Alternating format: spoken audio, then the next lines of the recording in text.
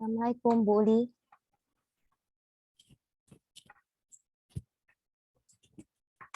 Ini suara saya sudah terdengar belum Bu? Waalaikumsalam. Sudah Mbak. Dimulai sekarang? Iya Mbak, monggo Mbak.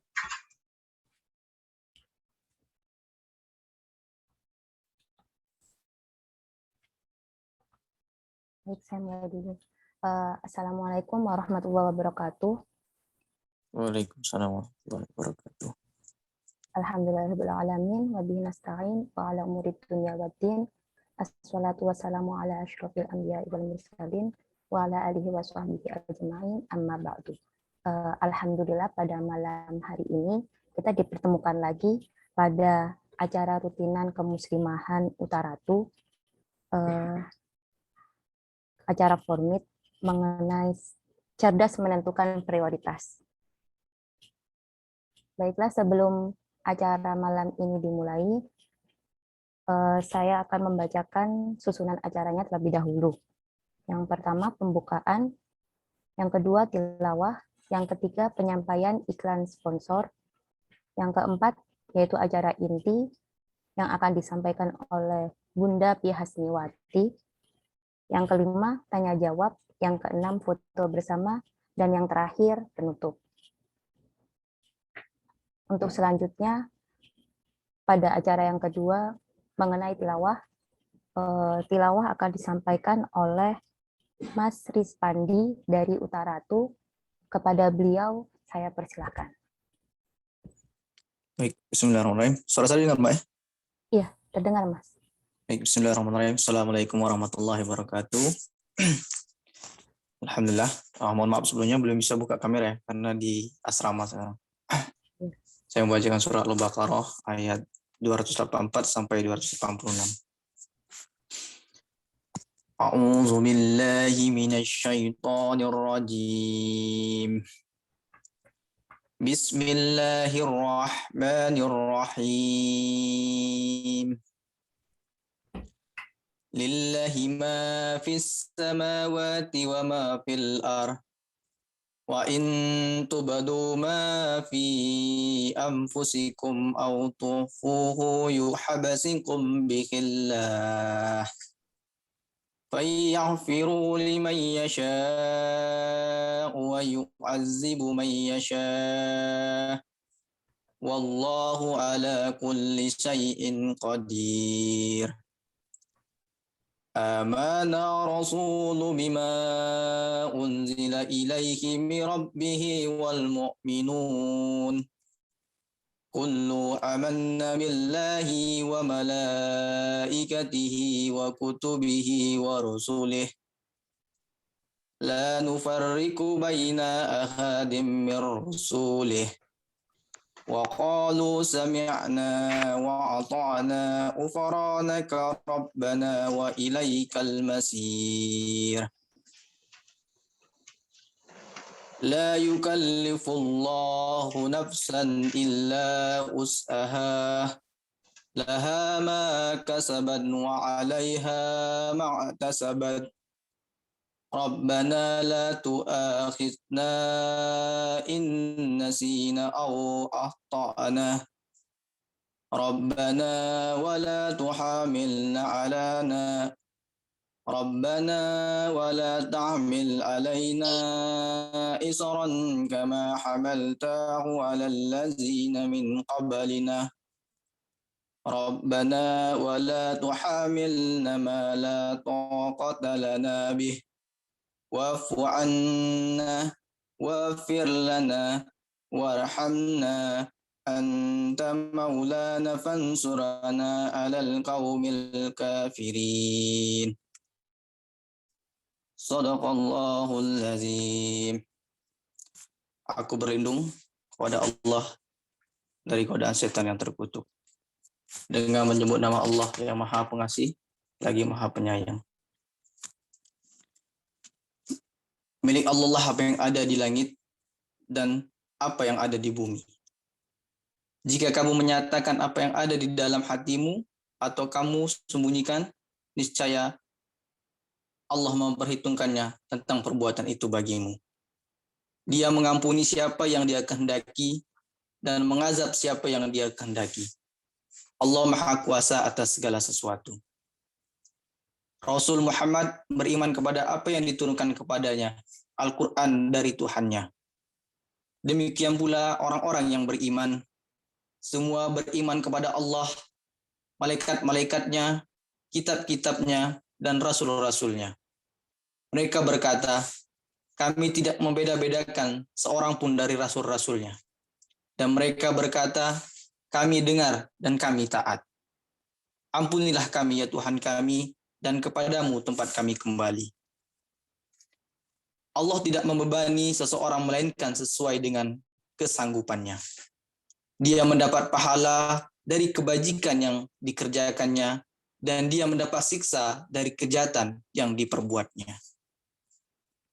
Mereka berdoa, ya Tuhan kami, janganlah Engkau hukum kami jika kami lupa atau kami melakukan kesalahan.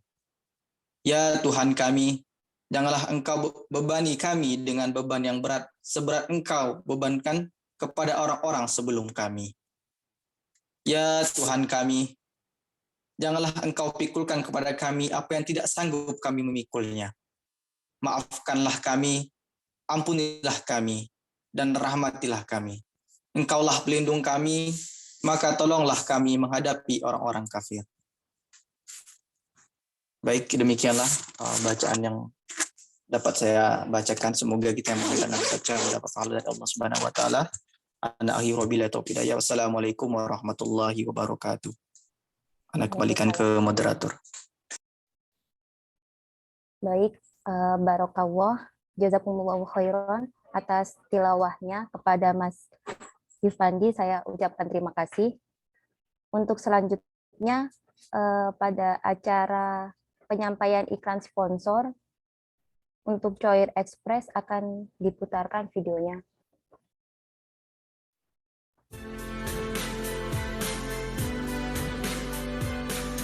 Baik, buat teman-teman yang sudah lama nih tinggal di Taiwan atau mungkin yang baru datang dari Indonesia, tapi sudah rindu dengan makanan, minuman, dan snack khas Indonesia, atau bagi teman-teman yang mau mengirim keperluan apapun, alhamdulillah ada Choir Express. Dan insya Allah harga yang ditawarkan dari Choir Express ini sangat terjangkau, teman-teman. Harga yang ditawarkan dihitung per kilo. Untuk pengiriman kosmetik atau makanan atau herbal seharga 95.000 per kilo, pakaian atau garment atau aksesoris seharga 90.000 per kilo. Nah, insya Allah sangat ramah di kantong ya teman-teman. Caranya mendapatkan harga diskon ini insya Allah mudah. Bisa memakai ID card yang akan didukung oleh Formit Store dalam pembuatannya. Bisa dilihat di Instagram @formitstore @formitstore, dan juga boleh ditanyakan di line @ishfi.kulubana. Insya Allah akan dijawab sesegera mungkin. Untuk selanjutnya pada acara inti mengenai cerdas menentukan prioritas yang akan disampaikan oleh Bunda Pihasniwati, MA, psikolog. Sebelum acara inti dimulai, saya akan membacakan profil beliau. Beliau ini lebih dari 20 tahun pengalaman sebagai psikolog, tenaga ahli di PPT Metamorfosa dan APK UIN Sunan Kalijaga, dosen prodi psikologi Fakultas Ilmu Sosial dan Humaniora UIN Sunan Kalijaga. Beliau menempuh Master of Clinical Hypnotherapy. Kepada beliau, saya persilahkan.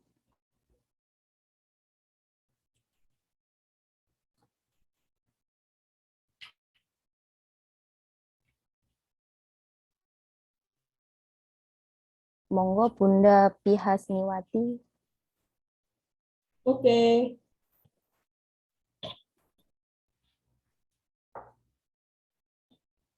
Suaranya sudah terdengar jelas, Mbak?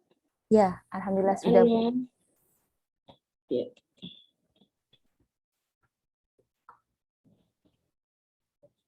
Baik.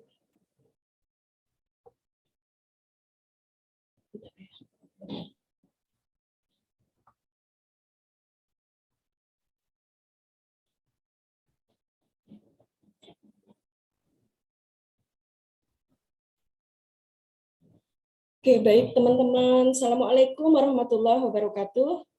Waalaikumsalam warahmatullahi wabarakatuh. Ya, apa kabar semua? Sehat? Alhamdulillah sehat. Alhamdulillah.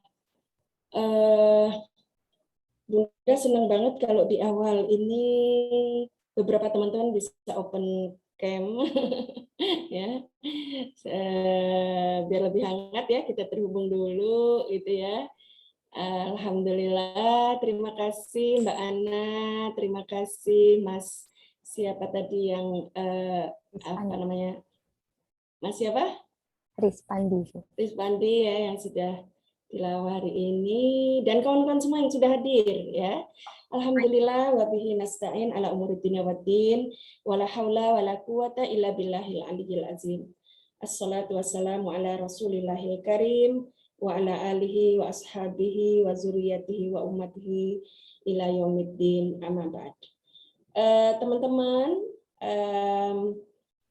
di kesempatan malam ini ya kita ngobrol tentang satu tema yang saya nggak tahu apa pentingnya bagi teman-teman ya.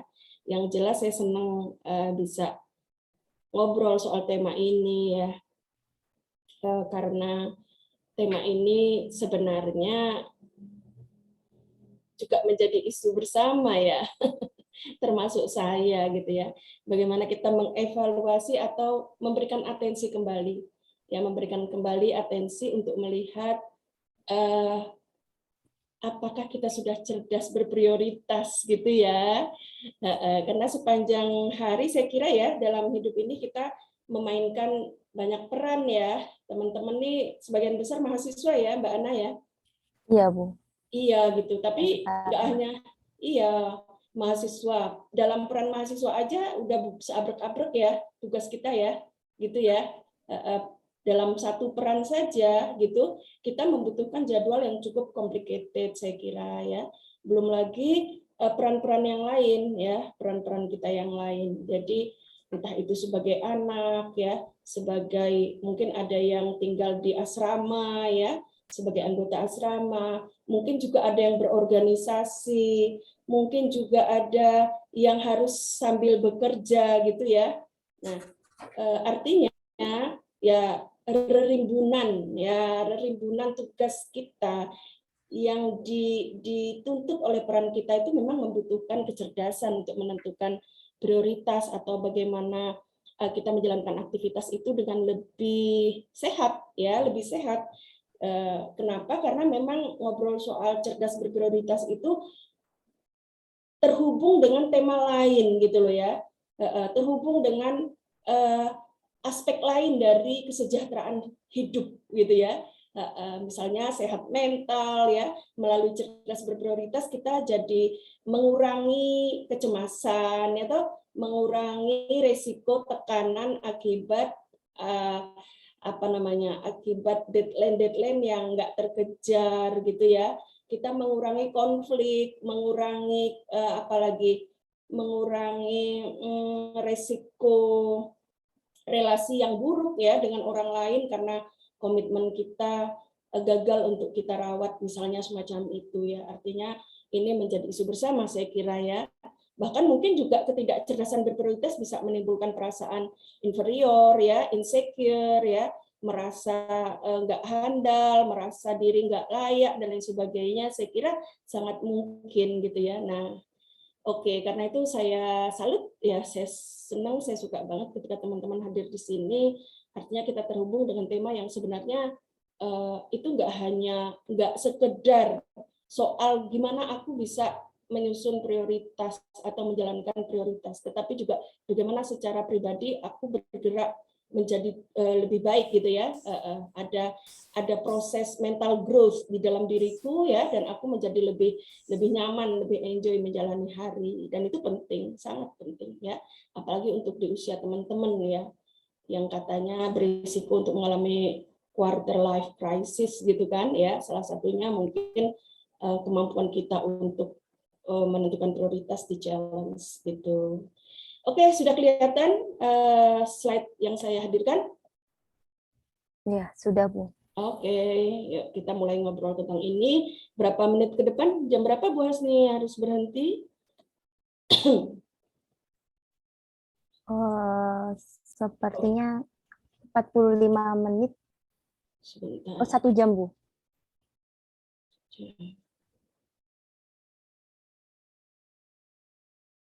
Penyampaian materi 21.25. Berarti di Indo 8.25.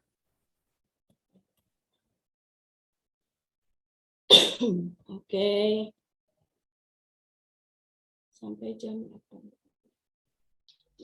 Kita banyakin diskusi juga nggak apa-apa ya. Biar lebih hangat karena ini pesertanya juga padat ya. Nah, gitu ya. Oke. Oke, udah nggak ada masalah ya, Ana ya. Slide-nya kelihatan ya untuk jalan ya. Oke. Ya, isu ini cerdas menentukan prioritas ini mengapa penting gitu ya. Tadi kita udah ngobrol sedikit ya. Kelihatannya mungkin ini sebagian dari masalah yang kalau kita tidak berikan atensi, dia beresiko untuk memunculkan masalah-masalah lain, ya kan? Ya kan ya. Kegagalan menentukan prioritas berarti memberi risiko untuk gagal menikmati rutinitas, ya, memberikan risiko untuk munculnya konflik sosial karena dalam beraktivitas kita juga terhubung dengan orang lain gitu ya, terkait dengan apa namanya janji ya, mungkin kerjaan kita juga menentukan proses kerja berikutnya yang itu dihandle oleh teman kita dan lain sebagainya ya. Kalau hubungannya sama kuliah sama kerja kelompok apalagi gitu ya. Jadi teman-teman ngobrol soal cerdas menentukan prioritas adalah cerdas untuk meningkatkan kualitas hidup sebenarnya ya. Karena ini menjadi part ya, menjadi bagian yang utuh gitu ya. Terlebih misalnya kegagalan kita untuk bisa menentukan prioritas juga bikin kita jadi bingung, merasa nggak aman, merasa nggak tenang gitu ya. Perasaan sibuk tapi kok nggak produktif gitu ya. Perasaan kita udah kecapean gitu loh di ujung hari. Tapi begitu kita tengok, loh kok progresnya nggak bermakna ya gitu ya. Kayak kita akan ngulangin lagi nih kerjaan ini besok gitu. Seakan-akan apa yang hari ini kita kerjakan itu tidak signifikan memberikan hasil. Nah, teman-teman semua pasti udah tahu ya bedanya sibuk dengan produktif ya. Tidak sedikit orang-orang yang produktif itu tidak kelihatan terlalu sibuk gitu ya, karena kemampuan dia untuk menentukan prioritas dan mengeksekusi tugasnya dengan lebih efektif. Di sisi lain banyak orang yang kelihatannya sangat sibuk, tapi ternyata dia nggak bergerak gitu ya dari step di mana kemarin dia ada gitu ya. Oke. Nah isu inilah yang membuat pendekatan prioritas itu menjadi tren gitu ya, menjadi tren yang disebut sebagai manajemen waktu berbasis prioritas atau disebut juga dengan manajemen waktu generasi keempat. Jadi ceritanya manajemen waktu itu secara konseptual, secara teoritik itu sudah lama para ahli membuat teori gitu ya. Mungkin sejak manusia merasa tugas-tugas atau peran-peran hidup itu butuh dikelola gitu ya. Nah, pada awalnya pada masa tradisional gitu orang mengelola waktu itu cukup dengan membuat to-do list ya. Jadi apa yang harus dikerjakan tek ditulis. Itu kalau udah selesai coret gitu ya. Ya nggak apa-apa sih, tapi ternyata itu tidak cukup membuat orang produktif ya. Nah, kemudian terus bergerak sampai di generasi keempat akan ada isu di mana schedule ya, kemudian rutinitas itu tidak lebih penting daripada tujuan dan relasi atau hubungan gitu ya. Nah, nanti kita lihat seperti apa. Nah, lebih dari itu, teman-teman, yang namanya cerdas menentukan prioritas itu sebenarnya perintah Allah, gitu kan? Ya. Allah berfirman di Al-Hasyr ayat 18, ya ayyuhalladzina amanu taqullah wal tanzur nafsum ma qaddamat lighad. Wattaqullah innallaha khabirum bima ta'malun. Ini perintah. Kalimatnya kalimat perintah gitu ya. wahai orang-orang beriman. Nah, jadi ini pekerjaan mukmin. Ittaqullah, bertakwalah kamu pada Allah, wal tanzur nafsum ma qaddamat lighad. Dan hendaklah setiap diri ya, wal tanzur nafs. Ya, dan hendaklah setiap diri nazar, memperhatikan, mengamati, mengobservasi, merenungi, mentafakuri, mentadaburi ya, melihat dengan lebih clear, lebih jelas ma qaddamat lighad. Apa yang dilihat? Ma qaddamat lighad, apa yang ia lakukan untuk hari esok. Loh, gimana nggak harus buat prioritas ya? Kalau kita tahu bahwa ada hari esok yang di situ apa hasilnya akan ditentukan oleh bagaimana kita hari ini, gitu kan? Ya, kita 10 tahun ke depan itu kan kita yang hari ini kita biasakan, ya, gitu ya. Mau sehat, mau sukses, mau bahagia, mau sejahtera, mau seimbang. Ya, pada tahun sekian saya punya mimpi, punya goal seperti ini dan seperti itu. Tentu menuntut komitmen kita hari ini gitu ya. Jadi ketika kita mulai punya orientasi ke depan gitu, maka kita terhubung dengan apa yang kita kerjakan sekarang. Dan salah satunya bagaimana kita cerdas menentukan prioritas gitu ya. Apalagi kalau kita sadar bahwa yang disebut dengan lirat ya, hari esok itu dimensinya sampai akhirat. Ya, dimensi sampai akhirat. Kalau betul kita pengen surganya Allah, apa yang kita kerjakan sekarang yang membuat kita itu memprioritaskan itu gitu, misalnya ya, sehingga kita mulai menyadari, oh ada peran lain yang harusnya selalu hadir ketika kita membuat prioritas, itu peran sebagai hambanya Allah, peran sebagai pemburu surga, misalnya ya. Oke, jadi bahkan ngomong prioritas itu bicara tentang dimensi kebaikan ukhrawi juga. Kemudian Allah himpit lagi pesan ini dengan pesan takwa lagi. Ya, wattaqullah. Innallaha khabirum bima ta'malun. Dan takwalah kamu pada Allah. Jadi pesan untuk cerdas gitu ya, memperhatikan apa yang kita lakukan untuk pencapaian-pencapaian terbaik kita itu dihimpit oleh dua pesan takwa. Ya ayyuhallazina amanu taqullah, kemudian di bawahnya wattaqullah. Dan ditutup dengan pesan yang luar biasa, innallaha khabirum bima ta'malun. Sesungguhnya Allah itu khabir, kenal, teliti, detil terhadap apa? Terhadap amalmu gitu. Jangan omong doang gitu ya. Jangan PHP, jangan hoax gitu. Kalau emang kamu bertakwa, kamu tahu bahwa ada masa depan yang cerah menunggumu untuk kamu penuhi, dan itu menghubungkan kamu dengan amalmu hari ini, maka ketahuilah bahwa Allah itu khabirum bima ta'malun. Allah sangat kenal apa yang kamu lakukan.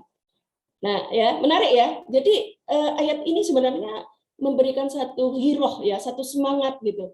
Bahwa apa yang kita sebut sebagai menentukan prioritas, memanage waktu, itu adalah bentuk aplikatif dari ketakwaan kita.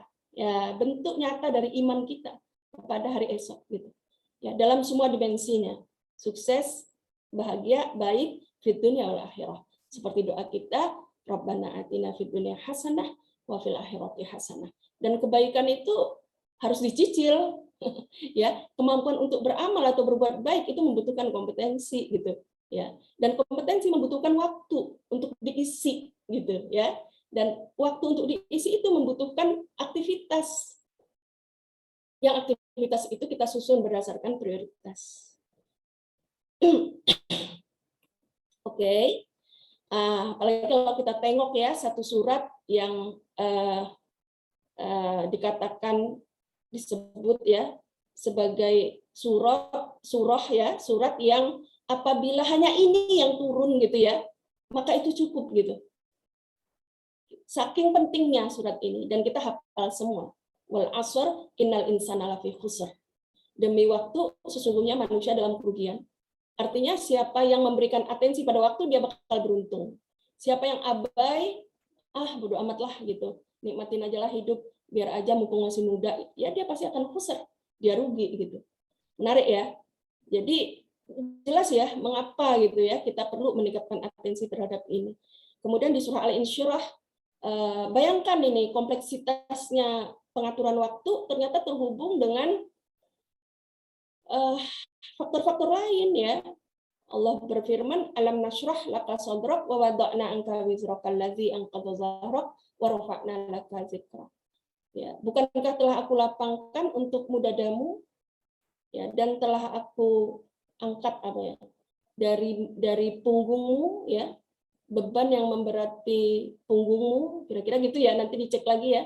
Wa rafa'na laka dzikrak, dan telah kami tinggikan bagimu sebutan namamu, gitu. Jadi Allah kasih kita optimisme, oh kamu tuh keren loh, kamu itu sudah melewati banyak kesulitan, kamu dilapangkan terus, ya, dan kamu ditinggikan bagimu sebutan namamu karena kamu hamba Allah, karena kamu insya Allah khalifatullah, karena kamu mukmin gitu ya, maka tinggi sebutan namamu. Kalau ini ditujukan kepada Rasulullah, apalagi ya Rasul Allah gitu, itu setinggi-tinggi sebutan gitu ya. Ya kalau kita hamba Allah, nah, begitu ditempel Allah di belakang sesuatu, maka sesuatu itu menjadi tinggi. Oke? Ya hamba Allah gitu. Beda kalau diganti ya, hamba duit ya, hamba jabatan, hamba materi, langsung rendah gitu. Tapi bila hamba Allah, wa rafa'na laka dzikrak. Karenanya fa inna ma'al usri yusran, inna ma'al usri yusran. Sesudah kesulitan, menyertai kesulitan itu kemudahan. Menyertai kesulitan itu kemudahan, diulang 2 kali. Dan pada ayat sebelumnya, fa inna ma'al usri yusra, itu al-usri itu bentuknya isimnya itu isim nakiroh. Ya, tapi yusro isimnya isim ma'rifah, al-usro ya, ada alif lam mim di depan. Tapi yusronya itu isimnya isim nakiroh. Bedanya apa? Kalau isim ma'rifah itu tertentu, definitif. Jadi al-usr itu definitif. Sesungguhnya bersama kesulitan itu, nah, gitu ya, ada kemudahan. Kemudahan apa? Nggak tahu, banyak kemudahan, tidak definitif. Ya, bisa A, B, C, D. Sehingga satu masalah bisa saja menghadirkan banyak solusi. Artinya melalui masalah, orang bisa memiliki kemampuan-kemampuan yang menumbuhkan. Diulangi lagi, inna ma'al usri yusra, ditekankan lagi. Sungguh bersama kesulitan itu, ya, satu itu gitu ya, kesulitan yang definitif itu ada kemudahan. Maka ketika diulang isim nakiroh yusron ini diulang 2 kali, maka yusron yang kedua itu menunjuk solusi yang berbeda dengan yang disebut pertama. Jadi yusron yang di ayat 5 sama yang ayat 6 itu beda gitu. Tetapi al-usra itu tetap ya, karena dia isimnya isim ma'rifah. Nah, menarik enggak? Berarti ada banyak solusi untuk satu masalah. Salah satunya strategi orang untuk menyelesaikan masalah, justru kata Allah, faiza faragta fansab. Maka jika kamu sudah menyelesaikan satu urusan, oke, fansab, maka tegaklah kamu, pindahlah kamu menyelesaikan urusan berikutnya. Jadi ditata gitu loh, jangan mendewa-dewakan multitasking ya. Wah, saya bisa nyelesain 3 urusan dalam satu waktu. Oke, mungkin saja kamu bisa, tapi dalam jangka panjang kamu nggak sehat. Ya, dan sebenarnya kemungkinan tugasmu tidak efektif itu besar. Ternyata agama itu sudah mengajarkan yang disebut sebagai single tasking. Bagaimana kita khusyuk, fokus, ya, melakukan sesuatu sepenuh hati, kemudian pindah lagi ke urusan lain juga sepenuh hati, jadi nggak terlalu banyak nyambi gitu ya. Dan untuk tidak nyambi, terjebak pada nyambi, orang harus membuat skala prioritas. Mana yang bisa didelegasi, mana yang harus aku kerjakan sendiri, gitu kan? Mana yang bisa aku abaikan, mana yang harus aku coret, gitu loh. Benar-benar nggak masuk dalam to-do list. Wa ila rabbika farghab. Kalau sudah begitu, maka kepada Rabbmu kamu berharap. Jadi kemampuan kita mengelola, merencanakan, mengatur, menentukan prioritas itu dilengkapi dengan kemampuan kita untuk berharap pada Allah. Orang-orang yang sudah melakukan tindakan seperti itu yang bisa punya harapan, optimisme. Ya, jadi jangan dibalik. Ya, saya berharap Allah sajalah yang membantu saya. Membantu dalam bentuk membuat kamu cerdas berprioritas, itu bantuan Allah gitu ya. Membuat kamu mampu mengeksekusi amal yang sudah kamu susun gitu. Itu bentuk pertolongan Allah. Dan karena itu kamu berpahala, bukan diam dan menunggu pertolongan gitu. Karena itu ya ya. Oke, gitu teman-teman. Cukup ya, kita sudah punya banyak alasan dalam dimensi dunia dan akhirat ya untuk memberikan atensi terhadap urusan ini, termasuk saya ya. Ini saya perlu diingatkan lagi, kita semua ya saling menolong, saling berbelas kasih ya, saling mengingatkan. Apalagi kalian ya, anak-anakku, kira-kira gitu ya, karena anak Bunda juga udah semester 4 gitu ya, udah kuliah ya. Bagaimana tantangan di era generasi Z mungkin berbeda dengan generasi kami dulu ya, tekanannya, punya konteks yang mungkin lebih berisiko untuk membuat orang menjadi dekat dengan isu-isu kesehatan mental ya, merasa overthinking lah, segala macam lah. Sekarang banyak jargon-jargon yang mengajak anak-anak muda itu untuk kayak semuda mungkin misalnya ya, berhaji selagi muda gitu ya. Itu kan banyak gerakan kayak gitu. Ada juga gerakan apa itu, milenial anti bokeh gitu ya, yang oh my god gitu ya. Ini anti bokeh, gue aja masih misalnya dan sebagainya gitu ya. Oke. Nah, sekarang ini ya, ini udah Bunda sarikan tadi ya, mengapa berbasis prioritas, ternyata ya begitu, ciri orang bertakwa dan seterusnya. Ini tadi sudah saya sampaikan. Dan yang paling penting, mengapa berbasis prioritas? Agar lebih efektif dan bermakna. Ya, high impact, low effort. Ya, jadi pengaruhnya kuat, tapi usahanya selaras lah, nggak yang tadi bedanya orang sibuk sama orang produktif, gitu ya. Kalau orang sibuk, sekedar sibuk, dia akan low impact, high effort, gitu.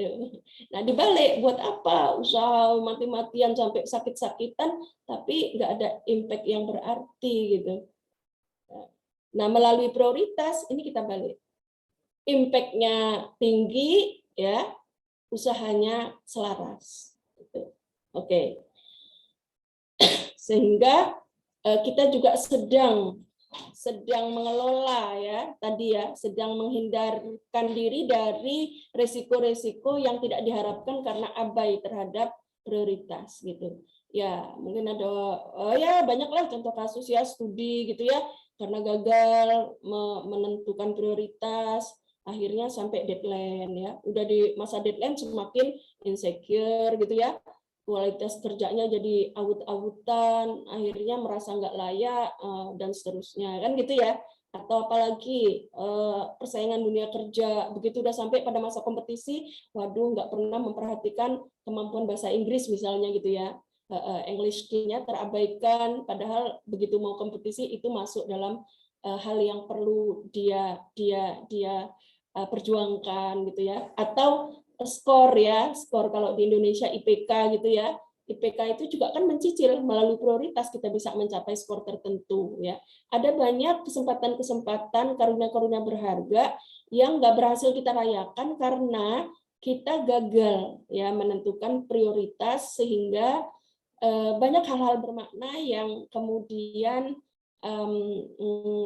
tidak bisa kita nikmati. Nah, saatnya kita mengubah insecure menjadi bersyukur ya. Nah, mempertanyakan kelayakan diri menuju diri yang layak gitu melalui manajemen waktu yang lebih baik. Nah, ini tadi Bunda sudah katakan bahwa manajemen waktu generasi keempat itu menggeser peran utama dari benda ke orang. Jadi kalau kita sekedar bikin to-do list terus coret-coret-coret, itu orientasi kita sebenarnya ke benda gitu ya, ke jadwal itu gitu ya. Tapi kalau manajemen waktu generasi keempat yang berbasis prioritas, dia selaras ya antara hubungan dengan deadline ya, dia menghargai relasi, dia tahu bahwa itu tuh penting, jangan sampai karena deadline kita jadi tampak rakus gitu ya, menjadi asal kita sampai gitulah ya, asal saya nyampe gitu ya, bodoh amat gitu dengan semua relasi dengan sesama misalnya ya, kita mudah untuk melanggar hal-hal seperti itu.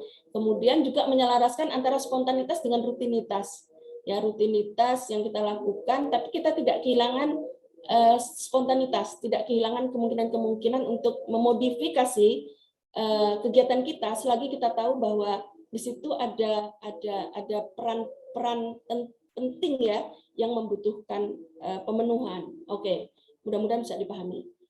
Nah, ceritanya manajemen waktu generasi keempat itu berangkat dari kisah atau sejarah Eisenhower Eisenhower ini presiden Amerika ke-34 ya.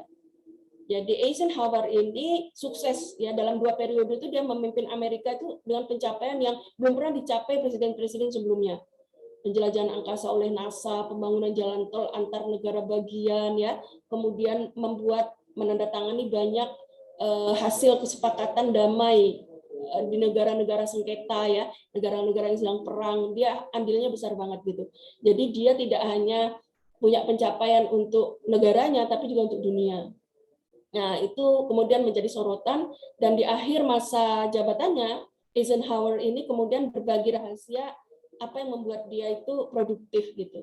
Ya, maka dari Eisenhower kemudian Stephen Covey membuat buku 7 kebiasaan efektif manusia itu ya, 7 Habits ya. Dan kalau teman-teman sudah baca buku itu, nanti teman-teman jauh lebih clear memahami apa yang kita diskusikan hari ini. Ya. Nah, bagian yang kemudian di konsep oleh Covey itu disebut sebagai Eisenhower Matrix. Nah, bentuknya kayak gini. Nah, bentuknya kayak gini ya. Jadi, ternyata Eisenhower ini mengerjakan sesuatu itu berdasarkan 2 aspek, yaitu penting tidak penting dan urgent tidak urgent. Ya, mendesak atau tidak mendesak. Important or not important. Urgent or not urgent. Itu yang dia perhatikan. Dan apa yang dia lakukan ketika sesuatu itu penting dan mendesak. Ya, kalau kita, wah ini penting nih, ini mendesak gitu ya. Penting juga mendesak. Akhirnya masuk sini ya, masuk sini, tulis sini apa aja gitu ya. Ngumpulin tugas karena deadline-nya besok, apalagi misalnya buat artikel ya karena ditagih sama humas organisasi besok misalnya ya. Nah, kalau to-do list kita itu banyak sekali masuk sini, itu tanda kalau kita belum efektif. Menjadi seorang manajer itu belum efektif, manajer waktu kita sendiri ya. Sehingga di sini jadi penuh gitu. Oke, bisa dipahami ya. Karena ini mendesak untuk dilakukan, mendesak dan penting. Kalau nggak dikerjakan ada dampaknya gitu ya. Nah, kuadran kedua adalah kuadran di mana kita menuliskan hal-hal yang penting tapi tidak mendesak. Oke, hal-hal yang penting tapi tidak mendesak. Ya, kalau sekarang teman-teman ada di semester 3 atau semester 4 kuliah gitu, target lulusnya semester berapa? Semester 7 atau 8, maka apa yang akan dicapai di semester 7 atau 8 itu masuk sini. Ya, mempersiapkan karya ilmiah atau skripsi ya kalau di sini. Kemudian mempersiapkan apalagi itu ada di sini. Dia nggak mendesak, tapi penting banget gitu loh. Karena kita punya target gitu, misalnya ya kita punya tujuan minimal pencapaian indeks prestasi akademik kita itu sekian gitu. Ya, oke, side. Nah di sini kita memutuskan untuk membuat schedule. Olahraga mendesak nggak? Enggak kan? Tapi penting nggak? Penting. Iya, luar biasa. Maaf ya, saat ini kalau kita lihat tulisan-tulisan para ahli ya, resiko penyakit fisik pada anak muda itu besar. Ya, gagal ginjal, gagal jantung, gagal macam-macam gitu.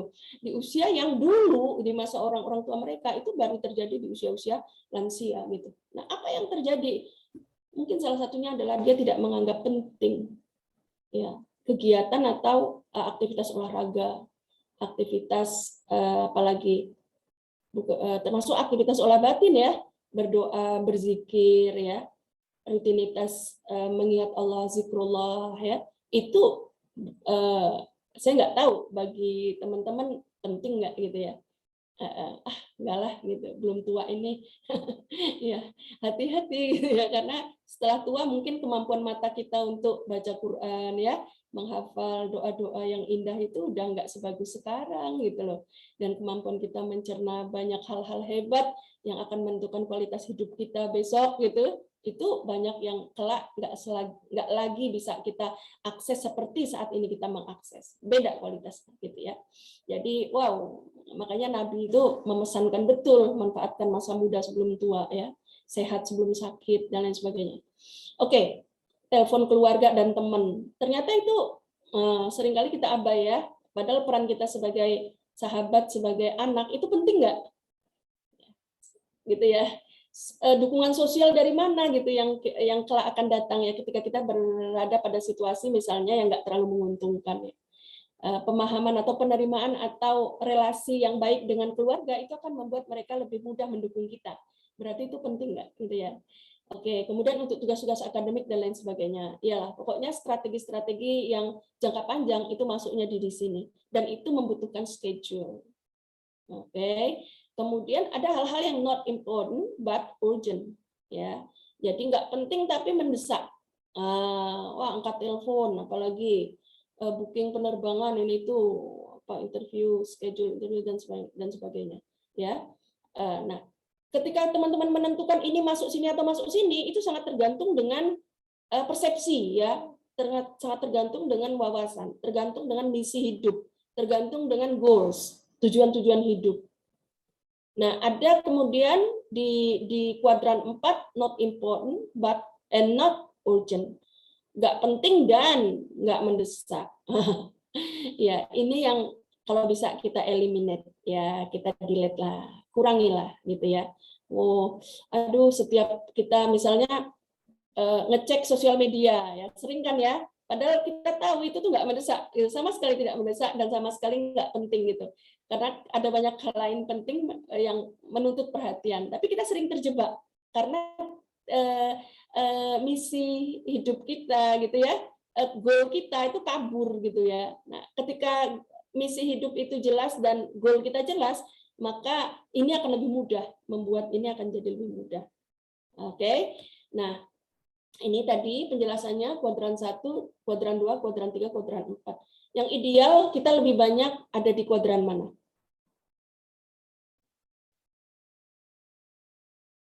Kapan kita disebut mampu memimpin diri kita? Kapan kita disebut mampu cerdas berprioritas? Ketika kita ada di kuadran 2. Menjadi orang-orang yang memberikan atensi terhadap banyak hal penting yang tidak mendesak. Ya. Ya kalau teman-teman mau capai TOEFL atau apa IELTS ya, itu ya di sini. Ya, belum dipakai sih sekarang, tapi yakin itu akan berguna. Kalau mau teman-teman ingin gitu kelak gitu ya, setidaknya walaupun nggak harus jadi hafizah, tapi teman-teman tahu kedudukan Ahlul Quran itu tinggi, ya ayo mulai walaupun hanya 1-2 ayat ya. Menjadi bagian dari aktivitas yang kita schedulekan gitu ya. Kalau teman-teman tahu bahwa birrul walidain itu penting gitu, ya ayo kasih berulas asih dengan orang tuamu, punya goals untuk ini, gitu ya. Minimal kalau kita sekarang belum bisa membalas kebaikan mereka, sedekah perhatian, punya jadwal rutin, telepon orang tua, misalnya ya. Jadi ini tergantung sekali dengan misimu gitu. Dan bagaimana di manajemen waktu generasi keempat, sekarang kita udah kelihatan kan bedanya ya. Bedanya kan nggak sekedar orientasinya ke jadwal, tapi orientasinya menjadi lebih ke people, ke orangnya gitu, ke relasinya, ke spiritualitasnya gitu ya. Dan ada hal-hal yang ini tadi ya yang bisa kita delegasikan. Misalnya oke, ya hari ini saya bikin PowerPoint sendiri, tetapi biasanya untuk membuat PowerPoint saya delegasikan ke orang karena waktu yang dibutuhkan cukup banyak. Saya tinggal bikin kerangka ya, kemudian saya minta tim saya atau sahabat saya gitu bantu Bunda ya siapkan ini, oke Bunda gitu, sehingga saya bisa menggunakannya untuk pendalaman materi atau melakukan aktivitas yang ada di kuadran 1 atau kuadran 2 gitu ya.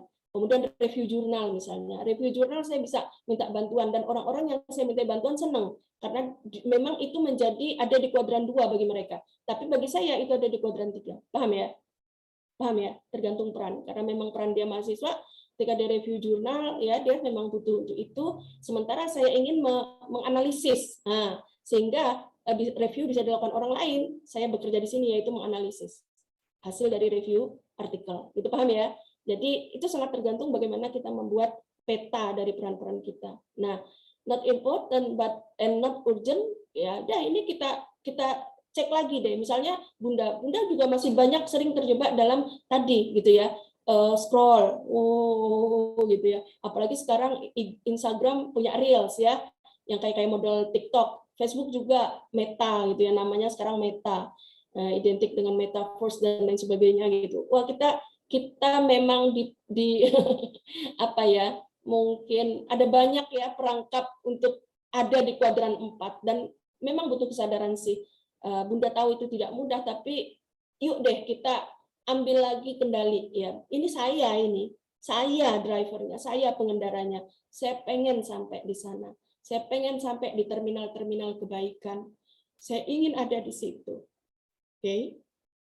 Ya, saya ingin menjadi lebih baik dari waktu ke waktu, dan saya tahu itu baik buat saya. Dan untuk itu saya menyantuni diri saya ambil alih ya arah gitu ya, tujuan-tujuan saya pastikan kembali gitu ya. Nah, lakukan itu tentu dengan nyaman, nggak harus dengan perasaan cemas atau apapun ya, karena kita tahu bahwa ini cara kita menyantuni hidup gitu. Nah, kira-kira semacam itu. Oke, ini sampai jam berapa? Bagaimana kalau masih nggak efektif? Aduh Bunda, saya udah bikin apa yang prioritas, apa yang ini, apa yang harus dikurangi, tapi kok nggak jalan ya, misalnya gitu ya. Sering terjebak pada rasa malas gitu ya, atau merasa capek, payah gitu ya. Nah, ya mungkin saja. Karenanya, ayo lihat lagi ke dalam dirimu. Knowing yourself is the beginning of all wisdom. Ya. Jadi semua kebijaksanaan itu berangkat dari pengenalanmu terhadap dirimu. Kamu tahu kamu mau kemana, peranmu apa, misi hidupmu apa, itu buat dulu, dudukkan dulu. Nah, kira-kira gitu ya. Perjelaslah pernyataan misi pribadi. Ya, misalnya apa nih, Mbak Ana punya nggak pernyataan misi pribadi? Ayo kita buat ya. Misalnya apa? Ya sebutlah. Boleh misi itu dibuat dalam 10, 20 atau akhir hidup gitu ya, akhir hidup gitu. Oke, misalnya Bunda membuat misi itu ya kembali ke kita sih, seni ya, sebuah seni. Oke, saya pernah membuat misi hidup dalam 3 kalimat. Misalnya, Bismillah, Alhamdulillah, dan Innalillahi wa inna ilaihi raji'un. Saya yang paling tahu apa maksud saya membuat misi itu gitu ya. Di situ ditulis setiap misi, Bismillahirrahmanirrahim gitu. Agungkan Allah, kasihi sesama. Oke, misi 1 saya. Setiap semua peran dan semua goal, semua aktivitas saya mengarah ke sana. Agungkan Allah, kasihi sesama. Misi 2 ya. Alhamdulillah. Segala puja milik Allah. Menjadi pribadi yang penuh syukur. Oke, misalnya gitu ya. Nah, teman-teman boleh sekreatif mungkin. Yang penting misi itu memang milik kita gitu loh. Bukan karena ikut-ikutan apa tengok misi orang gitu ya. Ya boleh juga tengok-tengok gitu, boleh sekali untuk membuat ini kok kayaknya menggerakkan. Tapi kembalikan lagi ke kita. Inikah yang ingin aku penuhi gitu. Ini akan memberikan gairah gitu ya. Akan memberikan gairah. Kemudian aplikasikan misi pribadi itu ke dalam peran. Sebagai anak, untuk mengagungkan Allah, mengasihi sesama itu apa? Sebagai ibu itu apa? Istri apa? Profesi apa? Owner, mungkin kita punya bisnis apa? Sebagai daiyah ya, sebagai tetangga misalnya ya, yang sudah punya tetangga, ingat loh, Rasulullah itu mengingatkan kita untuk melihat importantnya posisi tetangga. Sampai-sampai ada sahabat yang mengira tetangga itu ahli waris gitu. Jadi karena Nabi bilang begitu, ya udah saya penting untuk memberi atensi seperti itu. Sehingga ada misalnya Jumat bertandang. Nah, ya walaupun hanya sebentar ke 11, gimana sehat semua gitu. Udah 1 rumah atau 2 rumah gitu ya. Misalnya ya, mungkin ini bukan Aristotle ya. Ini kopian saya yang tadi. Oke. Nah, baru dari peran-peran itu ya, misi itu kita aplikasikan ke peran, dari peran itu buat goal. Misalnya ketika berapa tahun lalu ya, ketika anak-anak masih kecil, Bunda membuat goal untuk ibu itu menjadi ibu bagi anak-anak yang kuat dan positif, gitu ya. Menjadi ibu bahagia untuk anak-anak yang berkarakter kuat dan positif. Kuat dan positif itu saya yang pahami, saya tulis. Kuat artinya apa, positif artinya apa. Menjadi ibu bahagia bagi anak-anak yang kuat dan positif. Maka itu jadi goal saya gitu. Ya, artinya ketika saya berperan sebagai ibu, saya tahu gitu, saya mau kemana. Dan untuk itu ada yang saya prioritaskan. Ya gitu ya. Misalnya sebelum tidur, khususnya buat anak yang kan jaraknya 5 tahun ya. Jadi khususnya untuk anak yang kecil gitu, sebelum tidur itu storytelling misalnya. Ya, storytelling itu menjadi agenda minimal 2 malam 1 kali. Ya, gitu ya. Storytelling itu juga berguna untuk menggali apa yang dia rasakan hari ini ya. Kemudian apa pengalaman dia, apa yang menyenangkan, apa yang enggak menyenangkan gitu. Habis itu dia tidur dalam keadaan rilis ya, dalam keadaan enak, dalam keadaan nyaman, mimpinya bagus gitu kan. Kira-kira gitu ya, tidurnya nyenyak gitu, bangun dia sehat, segar gitu ya. Dan secara rasa dia merasakan perasaan damai, aman, tentram gitu. Nah, itu penting bagi saya, important. Karena itu dia masuk di dalam to-do list saya gitu. Nah, itu akan membuat kita jauh lebih kontrol, punya kontrol gitu dan bertujuan. Oke ya. Oke, nah teman-teman bisa modifikasi ya. Jadi kira-kira bentuknya kayak gitu. Sekarang paham ya bagaimana manajemen waktu generasi keempat itu dihidupkan, ya alurnya tuh kayak gitu. Nah, bagaimana kita bisa membuat goal atau output? Nah, ini nyatakan dengan istilah positif. Pastikan ada dalam kontrol diri sendiri. Usahakan sespesifik mungkin. Ada prosedur pembuktian berbasis indrawi. Pertimbangkan konteks, miliki akses ke sumber. Periksa apakah sudah selaras dengan bagian yang lain. Karena boleh jadi sebuah tujuan ternyata bertentangan dengan bagian yang lain. Misalnya tujuannya adalah studi ke luar negeri. Saya pengen S1 studinya ke luar negeri. Ternyata ada bagian yang lain yang nggak selaras. Apa? Dia anak satu-satunya dari keluarga itu. Dan dia tahu ayah ibunya punya harapan ya agar anak satu-satunya ini tidak jauh gitu dari mereka. Akhirnya nggak selaras antara bagian yang ingin pergi menjauh dengan harapan ini. Coba itu maksudnya ya, selaraskan. Oh, mungkin aku bisa modifikasi atau aku coba komunikasi. Ya, siapa tahu memang orang tuaku juga support gitu ya. Nah, jadi ternyata kayak gini detailnya untuk membuat goal yang lebih apa ya, memotivasi gitu ya. Oke, misalnya teman-teman yang kuliah coba sebagai mahasiswa, apa sih outcome yang pengen kamu capai dalam ya mungkin yang 2 tahun lagi selesai kuliahnya dalam 2 tahun. Nah, buat dalam istilah yang positif, menjadi mahasiswa cum laude, IPK minimal sekian, ya dengan kompetensi ini dan ini, ya yang siap untuk bersaing di dunia kerja, khususnya dalam bidang apa gitu ya, marketing, digital marketing misalnya ya bekerja dengan bla bla bla. Nah, ini udah masuk nih ciri-ciri ini. Nyatakan dengan istilah positif, pastikan dalam kontrol ya. Kita sendiri kan yang mengontrol kita pencapaian grade dan sebagainya. Kemudian spesifik, bisa diindra, bisa dilihat, didengar, dirasakan gitu ya. Maka secara emosional kita akan engage dengan tujuan-tujuan tadi, terlibat gitu. Nah, konteksnya juga perhatikan. Apakah kamu bisa mencapai mengakses ke sumber yang bisa?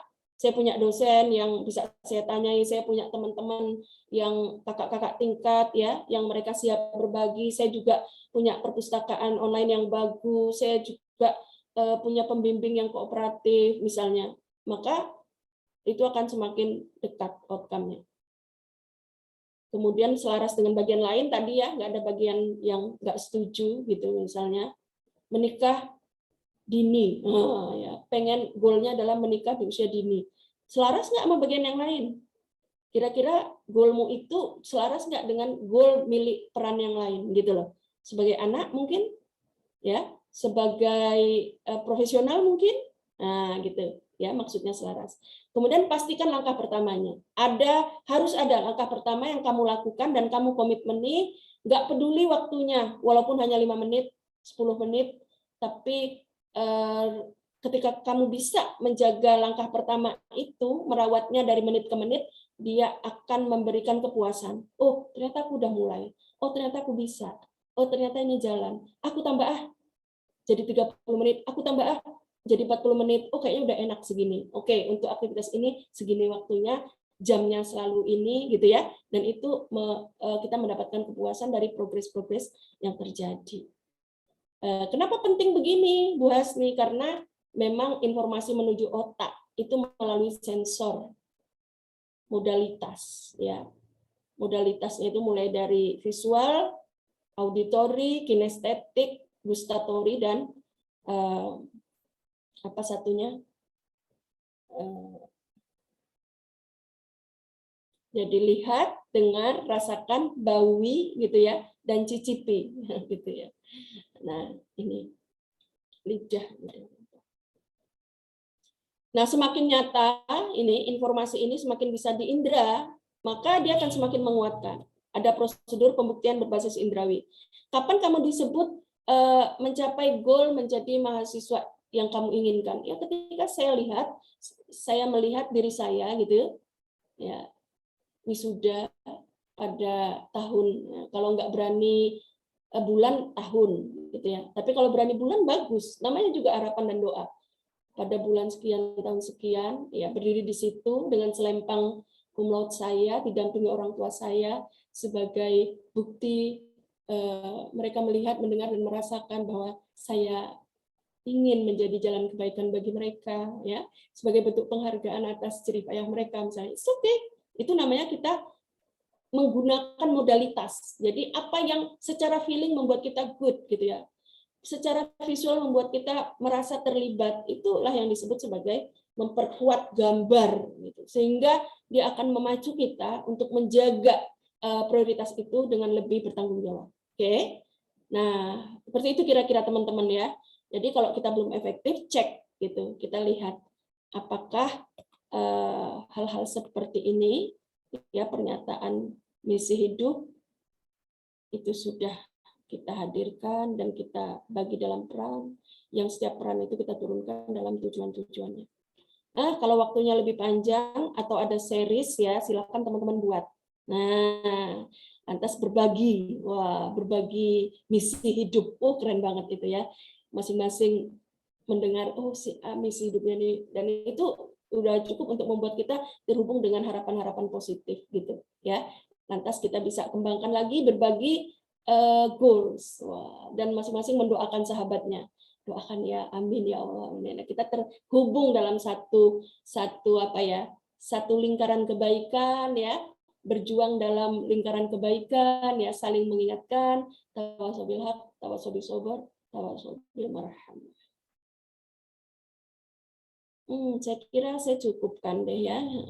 Mungkin kita bisa menggunakan waktu untuk berdiskusi.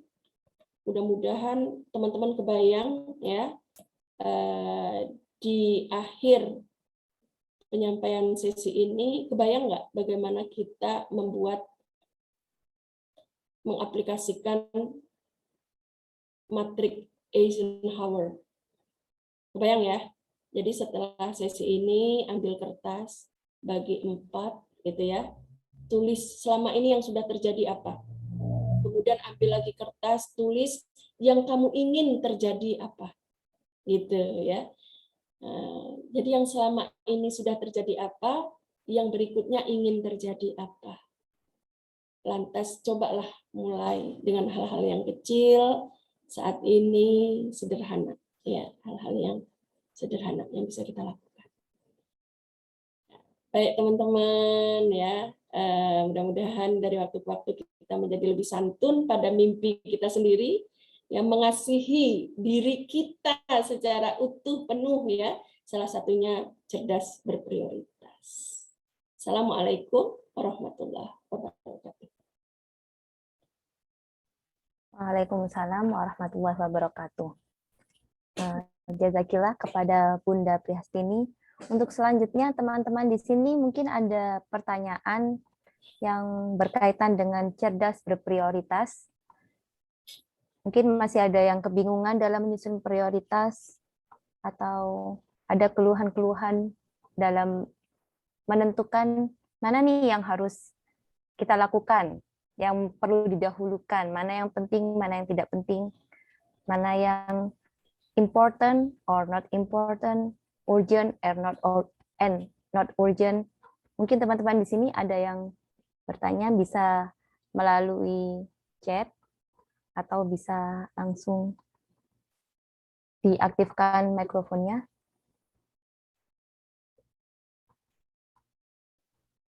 Ya, sharing juga boleh nih.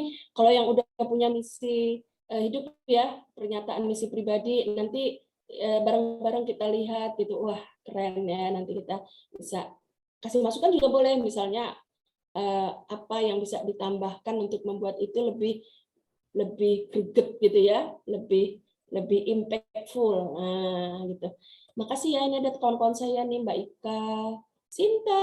Wah, ini Sinta ini termasuk teman saya belajar untuk memanage waktu ya. Ya, kayak dia, Mbak Dias, Mbak Ika.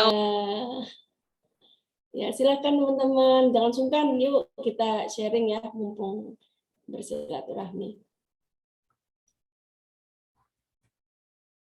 Dan kawan-kawan baru saya yang lain. Mungkin teman-teman di sini ada yang mau sharing cerita mengenai prioritas dalam menentukan prioritas. Monggo dipersilahkan. Ini Bu, ada pertanyaan yang muncul, yang masuk ke saya. Begini, adakah tips untuk bisa keep istiqomah setelah menentukan prioritas? Kadang kami nih sudah nih menentukan mana nih yang prioritas, mana yang enggak. Kami sudah tahu. Tapi untuk istiqomah, untuk terus berada di hal yang prioritas ini, itu sulit. Nah, tips untuk keep istiqomah ini seperti apa? Mohon penjelasannya. Oke, sahabat yang tanya ya, makasih banget. Sama, sama. Masalah kita sama. Ya, masalah kita sama. Ya, saya kira juga banyak orang ya yang merasakan hal itu. Ya, itu dirasakan oleh orang yang sudah mulai sebenarnya ya. Ketika kita sudah menentukan prioritas, ya kita sudah punya kejelasan gitu, orientasi, lantas kita diuji gitu kan. Ya, artinya kita sebenarnya udah masuk ke tahap berikutnya gitu. Ya. Oke, nah sekarang para ahli gitu ya. Ini ada konsep belajar dari Jepang gitu katanya ya, karena Jepang itu dikenal sebagai negara dengan keistiqomahan atau kedisiplinan untuk menjalankan prioritas mereka itu lebih kuat gitu ya. Apa yang terjadi di sana adalah ada yang disebut sebagai prinsip Kaizen. Ya, prinsip Kaizen itu aplikasinya bagaimana mereka melakukan rutinitas itu sedari kecil. Nah, tapi kita nggak bisa praktekin ya, karena kita udah gede ya. Nanti buat anak-anak kita. Jadi rutinitas itu dipraktekkan sedari kecil, pada jam yang sama, melakukan aktivitas yang sama, dengan volume waktu yang sama. Wah, itu yang paling nikmat tuh yang kayak gitu ya. Misalnya untuk apa kebiasaan membaca, olahraga ya, bekerja, kemudian apalagi melakukan tanggung jawab pribadi, termasuk kedisiplinan untuk menjaga kesehatan ya, seperti makan ya, makanan bergizi, istirahat pada jam yang sama dan seterusnya. Karena kita sudah dewasa, mungkin tidak terlalu mudah memulainya, maka kita bisa memulainya dengan memberikan challenge yang mudah. Oke, jadi misalnya kalau sudah masuk di dalam kuadran 2, perilaku-perilaku atau tindakan-tindakan yang akan kita prioritaskan, maka mulailah dari yang mudah. Misalnya kalau membaca menjadi prioritas kita, khususnya untuk tema kesehatan mental misalnya, atau pengembangan diri, atau manajemen pemasaran, tergantung kalian ya, ketertarikannya apa. Maka buat dalam waktu yang tidak lama kalian memulainya. Jadi maksudnya gini, 5 menit aja, udah cuman bohong-bohongan, kayak kesannya bohong-bohongan. 5 menit setiap habis Isya, atau tepatnya jam misalnya 7:15 saya membaca selama 5 menit. Udah. Jadi nggak akan merasa gagal kan kalau 5 menit ya. Ya nggak sih? Nggak perlu Keterusan. Iya, nggak perlu istiqomah banget kan. 5 menit masa nggak bisa sih gitu ya, kasarannya gitu ya. Nah, prinsip Kaizen itu bahkan 1 menit gitu. Mulailah sesuatu yang pengen kamu istiqomah itu 1 menit gitu. Jadi kamu nggak punya perasaan gagal gitu, karena 1 menit gitu. Nah, melalui rasa berhasil di 1 menit itu, kamu akan nambah 2 menit, 3 menit ya, 10 menit, 40 menit, dan itu akan memberikan rasa berhasil. Nah, kita seringkali merasa nggak istiqomah karena langsung banyak gitu. Sholat tahajud tuh setiap malam misalnya. Ya, aduh, malam ini enggak, malam besok enggak, malam berikutnya enggak. Nggak usah gitu. Jadi buat aja misalnya sholat tahajud 2 rakaat pada hari Selasa dan Kamis misalnya, udah itu. Atau nggak bisa Selasa dan Kamis, ya udah Selasa aja, dan hanya 2 rakaat saja gitu. Tapi itu yang kita pegang gitu ya. Nah, kemudian nambah, pengen lagi, pengen ya jadi 4, ternyata aku bisa. Jadi istiqomah itu juga membutuhkan kesadaran diri tentang proses yang membuat kita bisa toleran. Nah, ya. Dan ingat Rasulullah pernah berpesan, Allah menyukai amal meskipun sedikit tetapi berlanjut. Jadi keberlanjutan lebih penting daripada volume amal. Kenapa? Karena volume amal itu insya Allah akan bertambah melalui prinsip keberlanjutan itu. Ya, karena kalau kita udah lagi enak itu kita merasa nggak nyaman kalau ninggalin, gitu ya. Bareng-bareng, Bunda juga sama. Saya kemarin buat challenge untuk diri sendiri 30 hari menyapa pagi. Jadi setiap pagi saya harus keluar gitu. Saya pastikan saya keluar walaupun hanya 15 menit gitu. Berhasil 30 hari dan betul gitu. Begitu kebetulan terinfeksi COVID ya, saya isoman, nggak enak karena nggak bisa keluar. Ya, wah alhamdulillah nih, udah kebentuk nih di sini nih. Akhirnya saya naik tangga ke atas. Kebetulan ada view yang bagus kalau saya naik ke atas itu. Ya, oke, itu udah bikin enak, udah bikin nyaman. Wow, begitu keluar ke teras, shoot yang dekat-dekat aja, sapa pagi cukup di depan rumah. Oke ya, jadi ternyata sudah memberikan satu, tapi saya pengen keluar agak jauh seperti kemarin-kemarin gitu. Nah, mulai dari ketagihan. Nah, ditambah sekarang kalau kemarin hanya menyapa, sekarang ada exercise-nya, entah itu cycling atau apa namanya yoga mungkin ya pagi hari ya, ada stretching yang agak serius gitu ya, dan seterusnya. Oke ya, jadi istiqomah dimulai dari hal yang bisa bikin kita merasa berhasil. Tentu saja kalaupun sekali waktu kita gagal dan seterusnya, kita tetap punya orientasi toleransi yang bagus ya, maksudnya nggak terus membuat kita jadi merasa nggak layak gitu ya. Jadi kita bangun lagi komitmen. Tentu salah satunya adalah melalui doa ya. Ya Allah ya Rob, mudahkan aku. Ya Allah bimbing aku dalam membimbing diriku ya. Tunjuki aku dalam menunjuki diriku ya kan, kita ini kan sedang ngasih tahu diri kita, hai. Ya, kita minta agar Allah memberi hidayah agar kita bisa memberitahu diri kita. Kita minta Allah bimbing kita ketika kita membimbing diri kita. Kita minta Allah santuni kita saat kita menyantuni diri kita. Ya Allah santuni aku agar bisa menyantuni diriku, menyantuni masa depanku, menyantuni cita-citaku, menyantuni orang-orang yang ada di sekelilingku melalui kebiasaan ini. Oke ya, kira-kira gitu saya, Mbak Ana. Ya, baik Bunda, terima kasih atas jawabannya.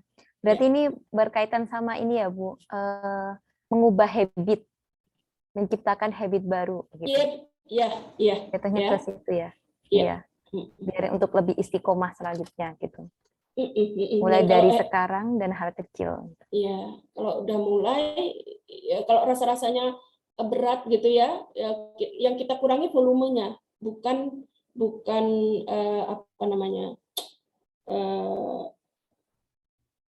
bukan rutinitasnya ya, jadi volumenya. Nanti volumenya bisa ditambah. Buat volume yang membuat kita itu kemungkinan berhasilnya tuh 100% gitu lah kira-kira. Ya, kemungkinan berhasilnya 100%. Oke. Terima kasih Bunda. Ini ada pertanyaan lagi Bunda. Ada di grup di chat. Dari Dian ya? Iya. Dian gimana ya? Sebelumnya ada lagi? Oh, Mbak Dian mau Sinta, sharing. Sinta sama Dian. Ya, Mbak Sinta ini mau bertanya.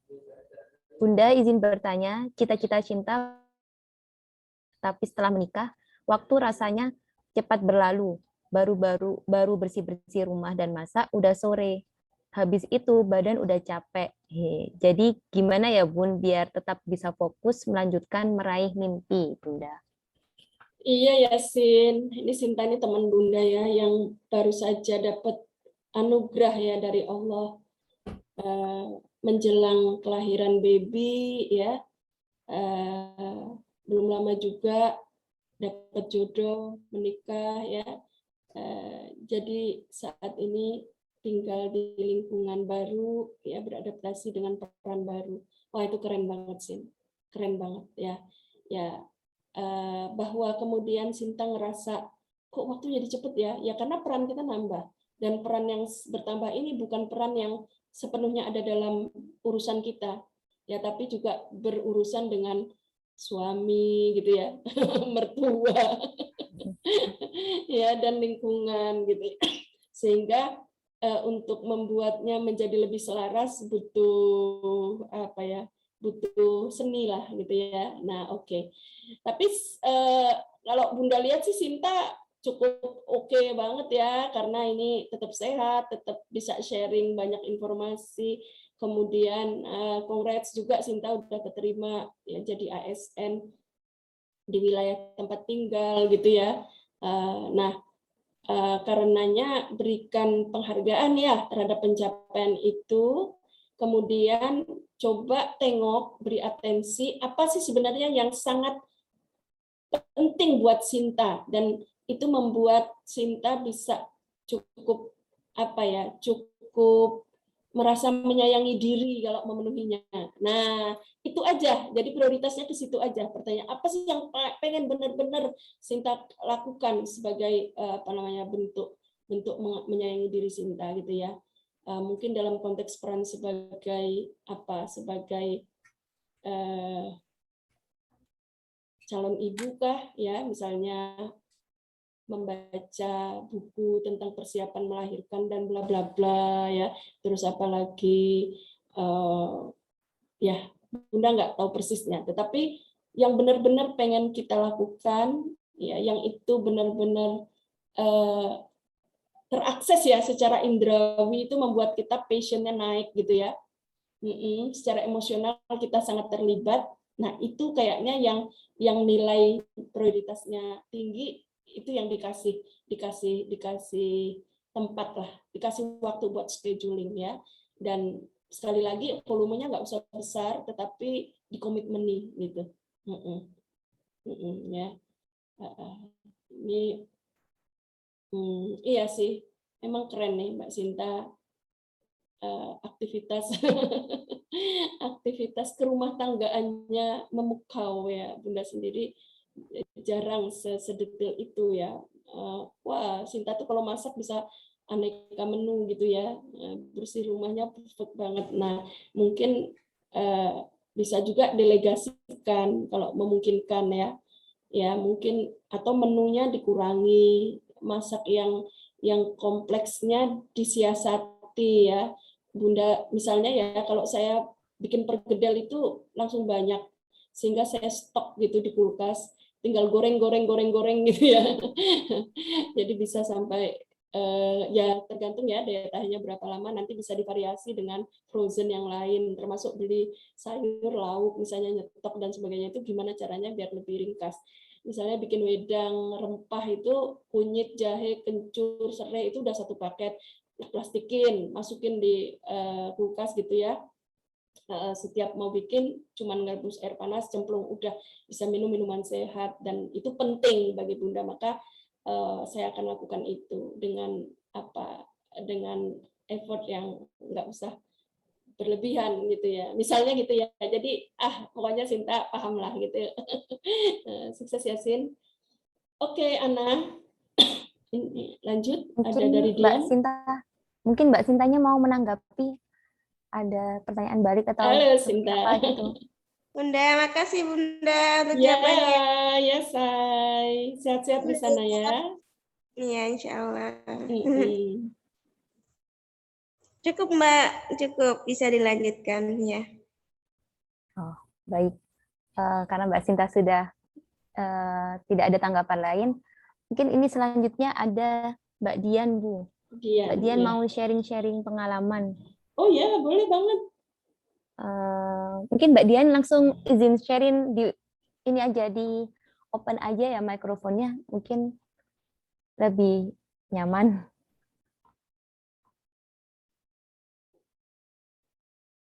Monggo Mbak Dian bisa langsung ngobrol gitu. Oke, nggak apa-apa. Dian pilih lewat chat ya. Oh, Saya respon iya. lewat chat. Iya. Oke Dian, makasih banget sharingmu ya. Jadi Dian itu sudah mengaplikasikan ya, menuliskan cita-cita sesuai yang tadi ya, yang Bunda share ya. Kemudian tapi ketika eksekusi ternyata ada benturan. Nah, benturan. Bagaimana Ustazah caranya kita melakukan hipnoterapi pada diri sendiri bahwa pasti bisa terwujud. Contoh kasus cita-cita awal datang lulus tepat waktu, yaitu 4 tahun. Ternyata advisor langsung dibilang nggak ada 4 tahun. Maksudnya nggak bisa ya, nggak bisa seseorang lulus hanya dalam waktu 4 tahun, gitu barangkali ya. Bagaimana mensugesti diri sendiri supaya benturan tersebut menjadi motivasi mencapai cita-cita. Oke, ini sejauh yang saya pahami ya, konteks ini ya. Berarti misalnya Dian waktu datang tekadnya lulus 4 tahun. Tapi ada ternyata waktu 4 tahun itu dianggap tidak real ya, tidak realistis oleh pembimbing gitu ya. Tentu kita merasa aduh gitu ya. Ya Allah, itu kenapa enggak gitu ya. Aku mampu misalnya dan seterusnya. Kalau memang ini aturan formal, artinya logis gitu ya, memang kurikulum dan sebagainya, kompetensi lulusan itu menuntut orang untuk minimal lulus studi itu 4 tahun 5 bulan misalnya, aku nggak tahu yang dimaksud Dian persisnya seperti apa, tidak ada 4 tahun itu apa gitu ya. Tapi kalau memang itu kurikulum minimal ditempuh sekian, ya saya kira kita sejak awal sudah tahu ya.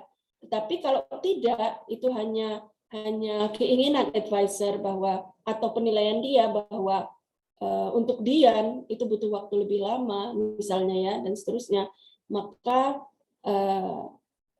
coba beri atensi terhadap misimu itu ya, terhadap goalsmu. Apakah 4 tahun itu cukup realistis ya? Apa yang akan kamu lakukan secara nyata di 4 tahun itu ya? Kemudian langkah-langkahmu itu dikonkretkan dalam bentuk tulisan. Kalau kamu sendiri sudah firm, rasanya sudah damai, maka komunikasikan itu dengan advisor, gitu kan? Nggak tahu, Bunda sekarang nggak tahu kamu ada di tahun keberapa, gitu ya. Nah, ya sebenarnya kalau memang itu adalah ruang perbedaan persepsi atau ekspektasi, maka yang ditantang adalah kemampuan kita untuk mengkomunikasikannya secara positif. Nah, komunikasi positif itu juga satu skill yang ditantang untuk mereka yang ingin tumbuh ya. Jadi kalau kita menabung kemampuan komunikasi positif ya, kemudian menabung keterampilan untuk mengatasi tekanan dan krisis, itu penting. Ya, karena itu terima bahwa kita punya masalah kayak gini gitu. Karena itu adalah ruang bagi kita untuk mengasah beberapa kompetensi yang penting untuk kita miliki sebelum atau setelah lulus. Jadi cerita ini akan menjadi cerita yang bermakna di waktu yang akan datang ya. Nah, sekarang pilihannya ada pada Dian. Apakah ini bisa dikompromikan atau sesuatu yang penuh harus diterima ya. Jika bisa dikompromikan, saya senang kalau kamu mau gitu loh mengambil kesempatan ini untuk melatih kemampuan berkomunikasi ya. Oke, mensuggest diri itu supaya benturan tidak membuat motivasi kita untuk mencapai cita-cita itu tercapai dengan memperkuat misi pribadi ya. Kalau genuine memang kita yakin bahwa itu adalah sesuatu yang layak untuk kita tempuh dan kita capai, itu cukup untuk mensuggest kita, ya Allah saya mengasihi diri saya mengajak diri saya untuk menyelesaikan perkuliahannya dalam 4 tahun. apa yang terjadi kalau saya bisa mencapai itu. Kita katakan aja pada diri kita, apa yang tidak terjadi kalau saya mencapai itu, kita katakan. Ya. Nah, semakin clear, semakin jelas gambarnya, oh yang akan terjadi ini, yang tidak akan terjadi ini, dan saya pasrahkan padamu untuk semua itu, gitu ya. Nah, kita akan damai. Dan kalau kemudian dalam prosesnya ternyata nggak selaras, artinya secara eksternal nggak semua bisa kita kontrol, ya, termasuk advisor, dia punya persepsi sendiri, dia punya penilaian sendiri, maka itu wilayah-wilayah yang membutuhkan penerimaan, ya. Atau kalau kita masih punya ruang untuk, saya nggak tahu persis nih ya, seperti apa di konteks kuliahmu, saya punya bimbingan yang punya klien yang dia itu gagal atau merasa sulit sekali untuk menyelesaikan studi karena memang pembimbingnya itu atensinya kecil banget gitu. Nah, kemudian alternatif yang dia kembangkan adalah mengganti pembimbing gitu, dan berhasil. Alhamdulillah deadline-nya nggak terlewati karena hampir saja dia mengorbankan ya waktu tempuh kuliah itu. Memang dia butuh bantuan saat itu. Ini contoh aja. Fleksibilitas harus tetap dibangun gitu ya. Tapi kalau persisnya seperti apa, mudah-mudahan dia mendapatkan gambaran dari contoh ini. Oke, Bedian, makasih. Peraturan sekolah S3 4 tahun. Namun dari pengalaman yang ada jarang sekali. Sehingga advisor bilang tidak mungkin. Ya kalau kurikulumnya memang 4 tahun itu visible, ya abaikan saja pesan advisor.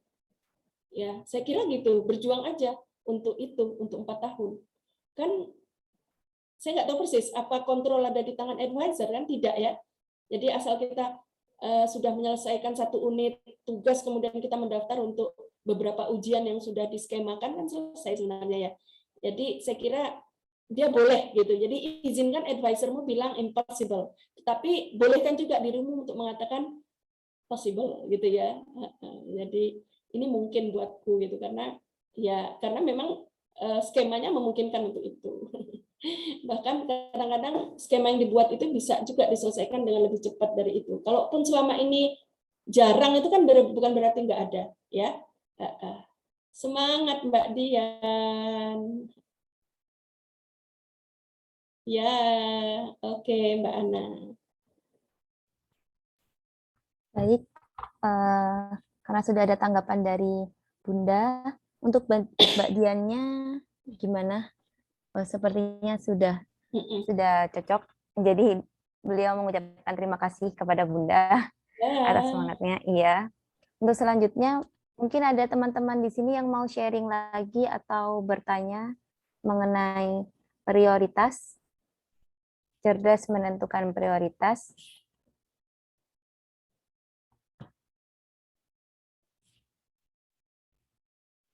Sepertinya sudah tidak ada pertanyaan lagi nih Bu yang masuk. Ya, kalau mau latihan boleh buat pernyataan misi pribadi, ya, atau mulai menuliskan peran misalnya ya. Nanti teman-teman bisa ambil waktu sendiri. Tapi kalau masih ada waktu sisa dan kawan-kawan mau sharing, boleh.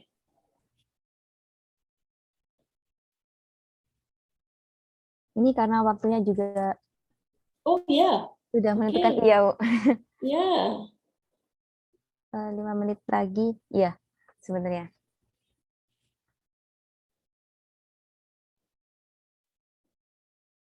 Sepertinya kalau sudah tidak ada pertanyaan, mungkin bisa disudahi ini.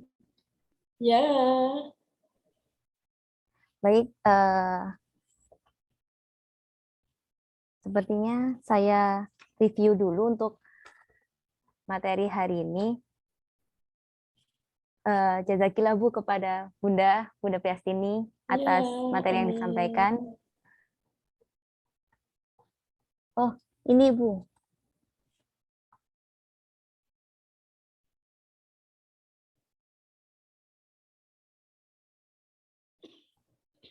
Oke, ada yang private? Ini ada saran dari Bu Hasni Mm-mm. buat teman-teman. Untuk hal apa umum? Mungkin Bu Hasni mau menyampaikan sesuatu. Oh, closing gitu ya, atau apa? Ya, ya oke teman-teman. Makasih banget ya kalian udah join dan itu sangat sangat bermakna ya untuk kehangatan forum kita hari ini dan mudah-mudahan kita semua mengambil pesan-pesan positif ya dari sini. Saya kira ini akan tetap menjadi isu kita dalam rentang perkembangan berikutnya. Ya, saya percaya karena ke depan peran kita tidak jadi lebih sedikit ya, peran kita akan jadi lebih banyak. Karenanya dengan peran kita yang ada saat ini hadirlah, rayakanlah gitu ya. Hadirlah, rayakanlah, hiduplah hari ini, saat ini ya.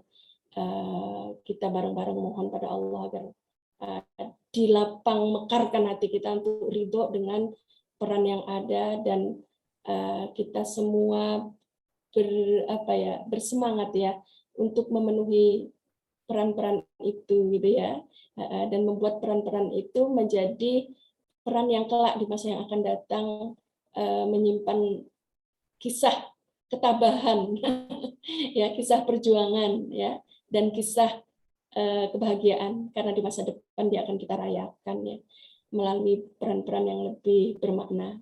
Kita kalau saat ini kita masih sendiri ya, suatu hari ya seperti Mbak Sinta kita akan punya orang-orang penting dalam hidup kita dan saat itu mudah-mudahan kita sudah menabung ya, menabung aktivitas bermakna, menabung prioritas-prioritas berharga yang membuat kita bisa merayakan peran-peran di masa depan dengan lebih bahagia.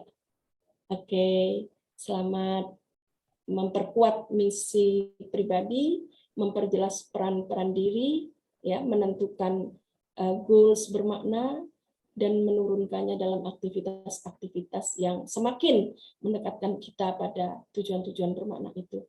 Dan mudah-mudahan Allah bantu kita, Allah bimbing kita, Allah curah-curahi kita dengan hidayahnya.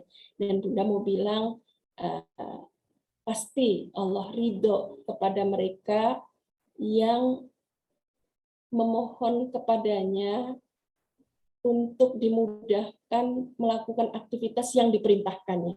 Ya, jadi kalau Allah memerintahkan kita untuk wal tanzur nafsum ma qaddamat lighad, lalu kita menentukan prioritas dengan cerdas, maka kita sedang melakukan apa yang Allah perintahkan. Nah, mustahil Allah tidak memandu dan menemani kita, ya. Karenanya, insya Allah ya kita jadi lebih punya harapan, kita jadi lebih optimis karena hal-hal yang kita lakukan ini adalah bagian dari apa yang Allah ridho, Allah suka gitu.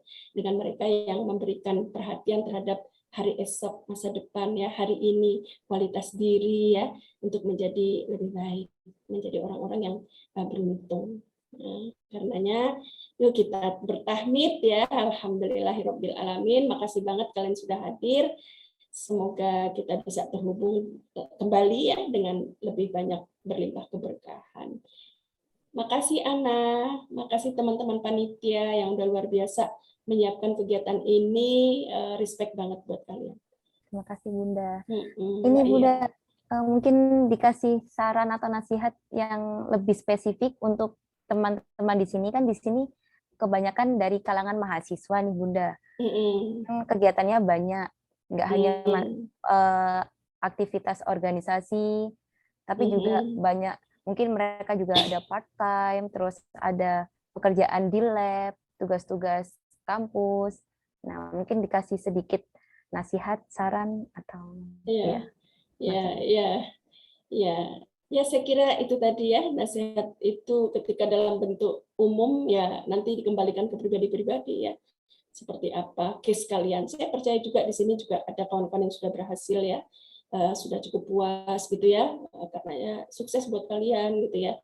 Mungkin beberapa teman, oh alhamdulillah gitu pencapaian saya sama seperti yang saya harapkan gitu ya. Nah, bagi mereka yang belum masih bergulat dengan apa namanya konflik-konflik untuk menyelaraskan aktivitas, rayakan juga gitu, karena kebingungan atau konflik yang kamu alami itu konflik yang berkualitas gitu ya. Jadi kamu keren gitu karena kamu mau memberi atensi. Kalau kamu nggak mau kasih atensi kan selesai gitu ya. Tapi masalahnya hidupmu tidak berkualitas. Nah, kamu merasa galau, merasa sedikit gimana nih gitu.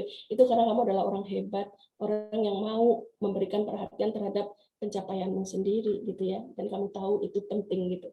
Ya, karenanya lengkapilah diri gitu ya, kita bareng-bareng ya saling mengingatkan, lengkapilah diri dengan pengetahuan, keterampilan dan tindakan nyata ya. Dan lakukanlah bertahap, sederhana gitu ya. Apapun aktivitasmu, mahasiswa di organisasi segala macam ya, semakin detail teman-teman menuliskan peran ya. Mudah-mudahan apa yang kita tuliskan itu memang memiliki nilai kebaikan ya di sisi Allah ya. Peran yang kita akui, peran yang kita hargai sebagai bentuk syukur kita atas keberadaan kita saat ini ya. Jadi saya kira tentu itu akan lebih menantang dibanding mereka yang ya peran aku satu doang gitu, menjadi diriku sendiri titik misalnya gitu ya. Terserah aku misalnya ya. Itu namanya kadang-kadang mudah-mudahan kita tidak terkamuflase ya dengan simplifikasi dari peran-peran yang seakan-akan itu having fun, enjoy gitu, tapi sebenarnya kurang berarti, kurang bermakna. Karenanya saya kira kita juga perlu menghargai saat kita merasa resah atau mulai berpikir gimana menjadi lebih baik untuk bisa menyeimbangkan peran ya. Itu justru mudah-mudahan berangkat dari tagihan hati gitu ya, hati kita menagih kebaikan karena dia tahu kita mampu dengan izin Allah. Sukses teman-teman. Baik, terima kasih Bunda. Ya.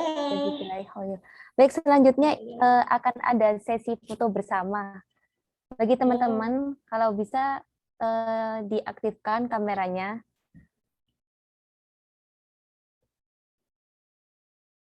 Akan diambil foto bersama.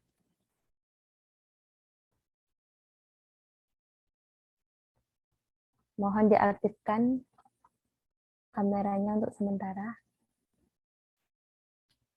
Beberapa sudah mulai asik menulis mungkin ini, menulis prioritasnya. Iya Bunda. Iya, Sobria, assalamualaikum. Waalaikumsalam Bunda. Ya, wah udah besar ya. Ini beberapa kawan-kawan sudah diambil fotonya. Oh, oke. Iya, ini ternyata sudah diambil Bu. Ya, makasih ya. Sehat selalu semuanya. Ya, jazakillah khair kepada Bunda Piastini. Baiklah, untuk acara terakhir yaitu penutupan, sebelum saya tutup, saya akan review terlebih dahulu materi pada hari ini, pada malam ini. Cerdas menentukan prioritas. Berbicara mengenai prioritas, ini sangat penting bagi setiap manusia. Bahkan prioritas ini telah diatur dalam Al-Quran. Pada surat Al-Hasyr ayat 18 telah diperintahkan bahwa kita disuruh untuk memperhatikan apa yang telah kita perbuat untuk hari esok. Pada surat Al-Hasyr, siapa yang atensi pada waktu, maka ia akan beruntung. Pada surat Al-Insyirah ayat 5, diartikan bahwa maka sesungguhnya kesulitan disertai dengan kemudahan. Dan dilanjutkan oleh ayat ke-6, jika selesai satu urusan, maka berpindahlah pada urusan yang lain. Jadi berbicara mengenai prioritas, ini untuk menentukan generasi yang produktif, high impact, tapi low effort.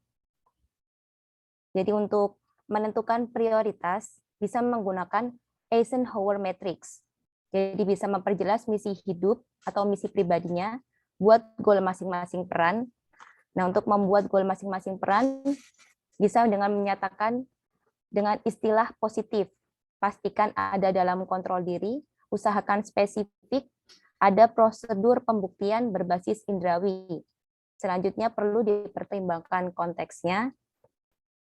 Selanjutnya, miliki akses ke sumber-sumbernya. Lalu periksa apakah sudah selaras.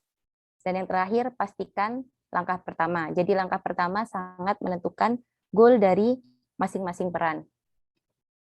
Untuk menjaga istiqomah, kita bisa belajar dari Jepang yang menganut prinsip Kaizen. Jadi melakukan rutinitas dengan durasi yang kecil, dari hal kecil, misalkan 1 menit. Diulang pada jam yang sama, aktivitas yang dilakukan adalah sama, dengan durasi waktu yang sama pula. Karena itu dimulai dari kecil, untuk yang telah dewasa, bisa men-challenge dengan hal-hal yang mudah, dimulai dari hal yang paling mudah, dan dilakukan dengan durasi yang sama. Jadi tergantung kapasitas masing-masing pribadi. Selanjutnya, fokus pada apa yang benar-benar diminati untuk meraih mimpi. Dan yang terakhir, cara hipnoterapi pada diri sendiri bisa ditanyakan kepada diri sendiri apakah hal tersebut realistis, selaras atau tidak. Selanjutnya bisa menentukan langkah. Tanyakan pada advisor, lalu perkuat misi. Terima kasih kembali saya ucapkan kepada Bunda Prihasniwati atas materinya. Terima kasih juga kepada teman-teman yang telah hadir. Sebelum kajian pada malam ini ditutup, marilah kita baca hamdalah 3 kali. Alhamdulillahirrahmanirrahim, alhamdulillahirrahmanirrahim, alhamdulillahirrahmanirrahim. Istighfar 3 kali. Astagfirullahaladzim, astagfirullahaladzim, astagfirullahaladzim. Dan doa penutup majelis. Subhanakallahumma wa bihamdika asyhadu an la ilaha illa anta astaghfiruka wa atubu ilaik. Saya sebagai MC mohon undur diri, mohon maaf atas kesalahan yang telah saya perbuat dalam membawai acara pada malam hari ini. Terima kasih Bunda, saya ucapkan kembali. Terima kasih teman-teman yang telah hadir pada malam hari ini. Wabillahi taufiq wal hidayah. Wassalamualaikum warahmatullahi wabarakatuh. Waalaikumsalam warahmatullahi wabarakatuh. Jazakallah khair Bunda Prihasniwati. Ya, Mbak ya. Jazakallah khair. Makasih ya teman-teman semua ya. Maaf, Ya, terima bisa kasih. menyapa satu-satu. Sufi, semuanya, makasih. Pamit ya. Ya Bunda, terima kasih. Kawan-kawan. Ya Sabria. Assalamualaikum. Waalaikumsalam warahmatullahi wabarakatuh. Warahmatullahi wabarakatuh.